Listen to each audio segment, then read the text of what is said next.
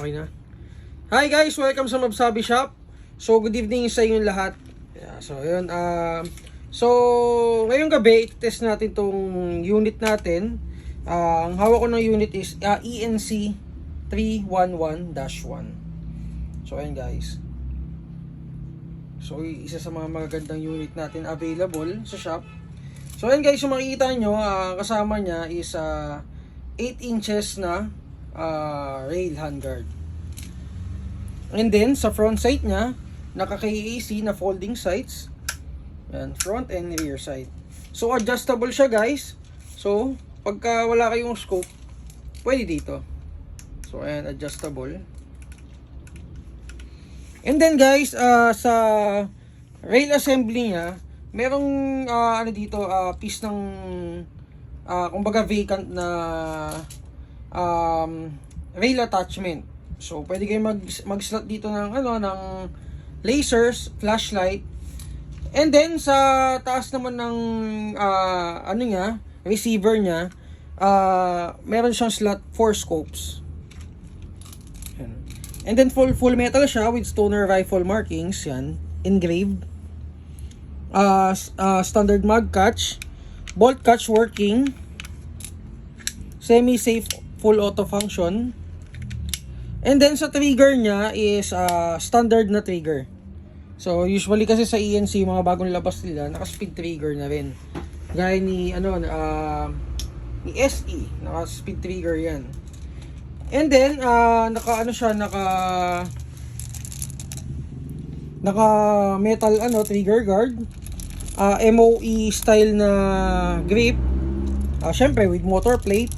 And then ang kasama niya is sa magazine is 300 rounder capacity na magazine. Yan. So di kamot to. So kung gusto niyo na ang suggestion ko sa market, madaming mga magagandang madaming magagandang aftermarket na magazine like Lonex, SRC, Slong, yan, madaming magaganda. For extra magazine ayun, available lahat sa shop natin. And then sa sa swivel niya, may kasama na rin siyang butterfly swivel. Ayan. So kabilaan 'yan. And then ang kasama niya sa buttstock is a Viper buttstock. So QD yan, QD. Pwede mong i-attach yung QD sling. So ayan. Kabilaan din 'yan. So guys, compartment, battery compartment, dito nyo lang may access. Same with other ENC, same with other EEG. Mostly, kami recommend namin sa inyo is 1.4 type na battery. So, ayan. The best battery guys, ulitin ko ulit. Yan, pinapaulit-ulit ko sa lahat ng review natin yan. The best is yung makakapasok dun sa buffer tube. Not unless i-upgrade nyo yung unit. So, pag na-upgrade na unit, Sir Mav, ano ba yung pinaka-the best na battery? Pinaka-the best na battery pag na-upgrade na unit nyo is 2.2 talaga. So yun, kumbaga inevitable yun na kumbaga hindi kailangan talaga 2.2. And nakalabas na talaga siya. Kumbaga ano lang yun, magkakasya lang kasi yung 2.2 na battery sa sa mga fixed buttstock or kung imo-modify mo.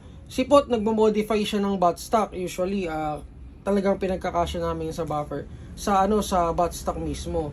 Gaya ng minimalist, MFT, and ano pa ba? SBA yun. So yun, test natin tong unit na to. Hindi na ayos yung wire.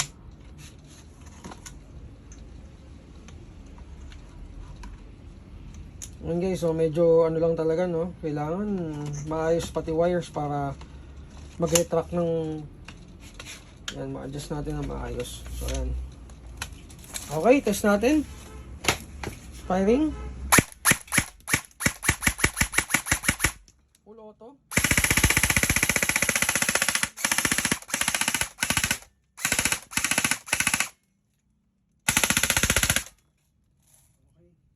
So guys, nasa 400 to 420 si ENC 311-1. Ang price nga pala nito guys is very affordable, is 12.4. So yan, isa pang concern pala, yun, i-remind ko lang sa lahat ng mga bibili ng ENC. Guys, si ENC yung crane stock lang yung may kasamang battery.